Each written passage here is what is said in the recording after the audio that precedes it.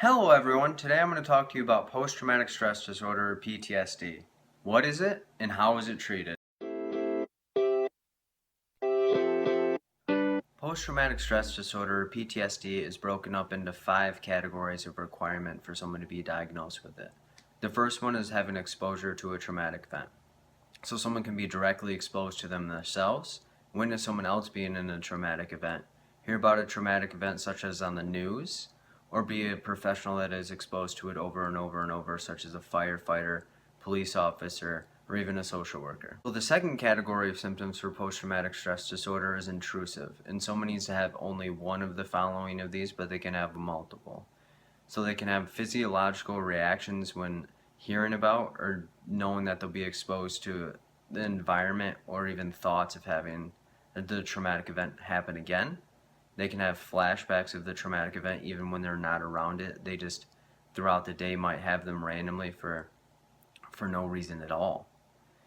They might have like nightmares when they go to sleep associated with it, or have memories closely associated with the nightmares. The next category of symptoms is avoidance, and the person needs to just have one or they can have both of these, and it's efforts to avoid distressing memories or objects that might remind them of this, or it's actual people, places, or things that might trigger memories of having the traumatic event, or maybe trigger them to think that the traumatic event is going to happen again, so they'll just avoid them altogether. Next category of symptoms is negative alterations in cognition. So the person may forget parts of the traumatic event.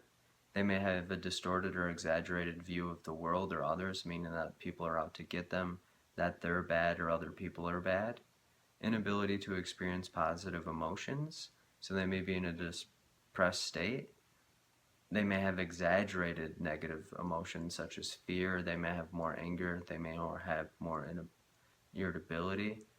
They also will have less in fulfillment and engagement in activities, so they may be doing something they used to enjoy and they just aren't having fun anymore.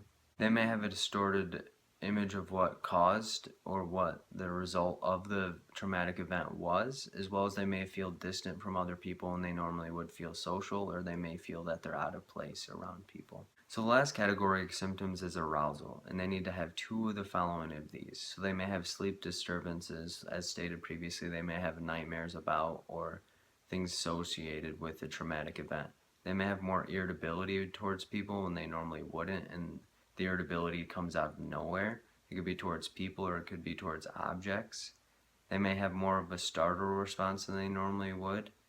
They might be more hypervigilant, more concerned about safety around them, or like people are out to get them.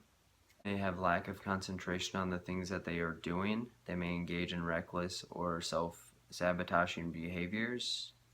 And all of the symptoms that I stated previously have to be within the last 30 days. Anything less would be acute stress disorder. So what treatments are available for post-traumatic stress disorder? The most common is cognitive behavioral therapy, so it's helping the client work through the thoughts and the feelings that they have, and then it will lead into them being exposed slowly to reminders of the traumatic event until the traumatic event no longer affects them as much.